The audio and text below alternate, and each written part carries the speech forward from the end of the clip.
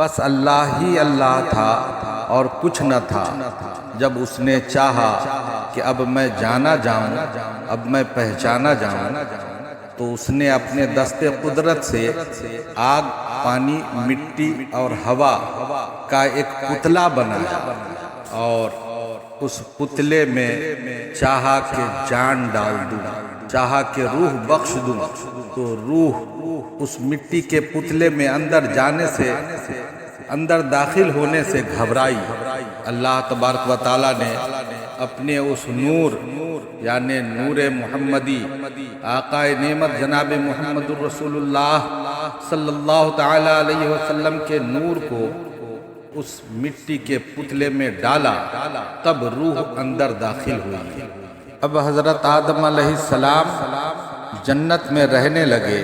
ایک دن لیٹے ہوئے تھے کہ آپ کے بائیں پسلی سے ایک عورت پیدا ہوئی اور اس کا نام حوا رکھا گیا۔ اب حوا اور حضرت آدم علیہ السلام جنت میں رہنے لگے، جہاں چاہے جائیں، جہاں چاہیں آئیں، جیسے چاہے رہیں، جو چاہے کھائیں پیئیں۔ اللہ نے حکم دیا کہ آدم اور حوا جنت میں رہو، جہاں چاہو آؤ جاؤ، کھاؤ پیو، مگر ایک پیڑ ہے، ایک درخت ہے، اس کے قریب نہ جانا۔ جب اللہ تعالیٰ نے دنیا کو آباد کرنے کا ارادہ کیا تو اس نے فرشتوں سے کہا، میں دنیا میں اپنا نائب خلیفہ بنانا چاہتا ہوں۔ انی جاعل فی الارض خلیفہ، میں زمین پر اپنا خلیفہ بنانا چاہتا ہوں۔ فرشتوں نے کہا، اے پروردگار، اے خالق کل، اے رب قدیر، اے اللہ، تو دنیا میں ایسے شخص کو نائب بنانا چاہتا ہے جو دنیا میں جا کر خون خرابہ کرے گا۔ ہم تو صرف تیری تعریف کرتے ہیں اور تیری ہی تسبیح پڑھتے ہیں۔ جس فرشتے کو تو نے جو حکم دے دیا وہ فرشتہ وہی بجا لا رہا ہے، اور جس فرشتوں کو تو نے کہا کہ سجدہ کرو تو وہ سجدے میں ہی گرا پڑا ہے، کبھی سجدے سے سر نہیں اٹھا رہا، تیرا حکم مانتا ہے۔ اللہ تعالیٰ نے فرمایا کہ جو میں جانتا ہوں تم نہیں جانتے۔ اللہ تعالیٰ نے حضرت آدم علیہ السلام کو سب چیزوں کے نام سکھائے اور علم سکھایا، پھر ان کو فرشتوں کے سامنے کیا اور فرمایا، اگر تم سچے ہو تو مجھے ان کے نام بتاؤ۔ انہوں نے کہا کہ تو پاک ہے، جتنا علم تو نے ہم کو بخشا ہے اس کے سوا ہم کچھ نہیں جانتے، ہمیں کچھ نہیں معلوم۔ پھر اللہ تعالیٰ نے فرشتوں کو حکم دیا کہ تم آدم علیہ السلام کو سجدہ کرو، تو وہ سب کے سب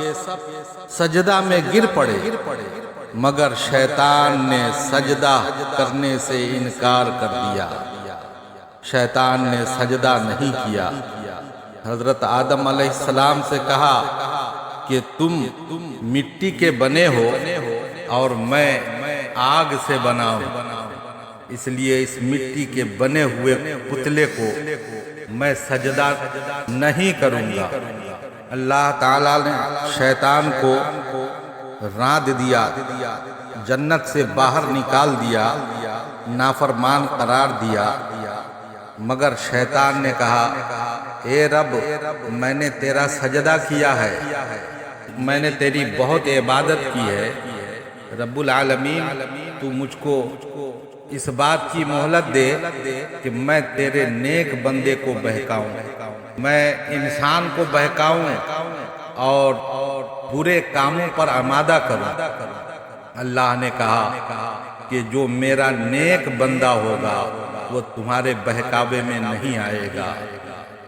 اب ادھر حضرت آدم علیہ السلام اور حوا سے کہا کہ تم دونوں میاں بیوی جنت میں رہو، جہاں چاہو جاؤ، جو چاہو کھاؤ پیو، مگر ایک خاص درخت کے متعلق حضرت آدم علیہ السلام کو منع کر دیا کہ اس درخت کے قریب بھی نہ جانا، اور نہ تم اور نہ تمہاری بیوی حوا اس درخت کے پاس، اس درخت کے قریب نہ جانا۔ شیطان جو پہلے ہی حضرت آدم علیہ السلام سے ناراض ہو گیا تھا کہ ان کی وجہ سے وہ خدا کے نزدیک راندا گیا، وہ خدا کے دربار سے نکالا گیا اور خدا کی لعنت اسے ملی، اور شیطان نے قسم کھائی تھی کہ حضرت آدم اور ان کی اولاد کو قیامت تک بہکاتا رہوں گا، کہ اللہ تبارک و تعالیٰ کا کہنا نہ مانے اور برائیاں پھیلائے۔ وہ حضرت آدم علیہ السلام اور ان کی بیوی حوا علیہ السلام کو اب برابر بہکانا چالو کر دیا، بہکانے لگا، بہکاتا رہا، کہتا رہا کہ اس درخت کے پاس چلو، جنت کی سبھی چیزیں تم نے دیکھ لی ہے، ہر جگہ تم جاتے ہو، ایک ایسی جگہ ہے، ایک ایسا پیڑ ہے، ایک ایسا پودا ہے جہاں تم نہیں گئے ہو، ایک بار چل کر دیکھ لو، اور جب اس پیڑ کے پاس جاؤ گے تو اللہ تمہیں فرشتہ بنا دے گا، اگر اس پودے کے پاس جاؤ گے تو اللہ تمہیں انعام و اکرام بخشے گا۔ طرح طرح سے حضرت آدم علیہ السلام اور دادی حوا علیہ السلام کو بہکاتا رہا۔ پھر ایک دن شیطان نے کہا کہ ٹھیک ہے، اللہ نے تمہیں منع کیا ہے، اس پیڑ کے پاس نہ جانے کے لیے کہا ہے، تو آپ پیڑ کے پاس مت جاؤ، میں اس کا پھل لا کر دیتا ہوں، صرف آپ دونوں اس پھل کو کھا لو۔ تو شیطان پھل لے کر آیا اور حضرت دادی حوا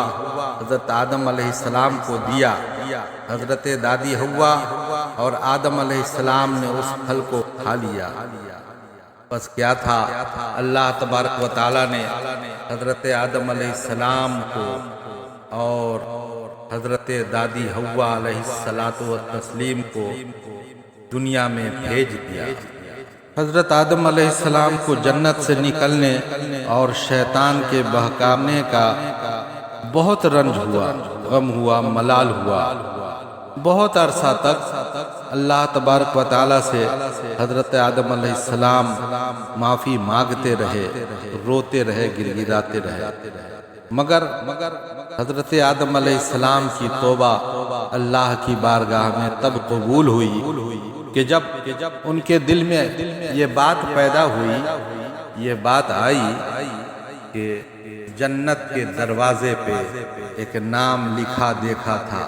اللہ کے نام کے ساتھ جڑا ہوا تھا، یعنی لا الہ الا اللہ محمد الرسول اللہ۔ تب حضرت آدم علیہ السلام نے اس نام کا، اس ذات کا واسطہ دیا اللہ تبارک و تعالیٰ کو کہ اللہ تو تیرے جنت پہ، جنت کے دروازے پہ، پیڑ کے پتیوں پہ ایک نام لکھا دیکھا تھا، لا الہ الا اللہ کے ساتھ محمد الرسول اللہ لکھا دیکھا تھا،